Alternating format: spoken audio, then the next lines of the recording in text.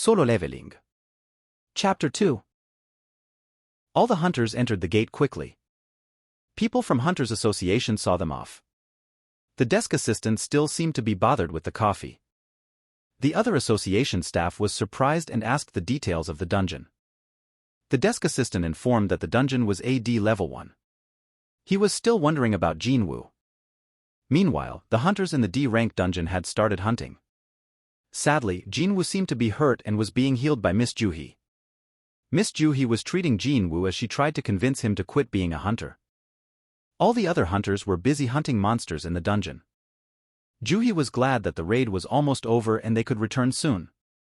Jin-Woo turned around and saw the other hunters were gathering around. Kim was joking with Bak, who had his first raid after coming back to the profession. Juhee continued trying to convince Jin-Woo to quit being a hunter. She asked Jin-Woo if he had a reason for which he couldn't quit being a hunter. Jin-Woo didn't want to let her know about his mother's condition and lied to her. Juhee became angry and scolded Jin-Woo. The other hunters were busy collecting the magic cores, which could only be obtained by killing the monsters of the dungeon. The magic core from even AC rank monster was worth thousands. Sadly, Jin-Woo found it impossible to obtain such a magic core. Jin-Woo felt depressed as he had to put his life on the line just to obtain a magic core. He felt it was not enough. As Jin-Woo was lost in his thoughts, a hunter suddenly shouted that there was an entrance to another dungeon in this dungeon. Mr. Song was shocked that this dungeon was a double lair.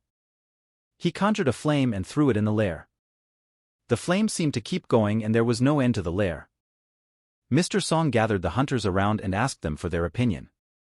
Since the gate was not supposed to close till the boss died, should they go back or walk forward?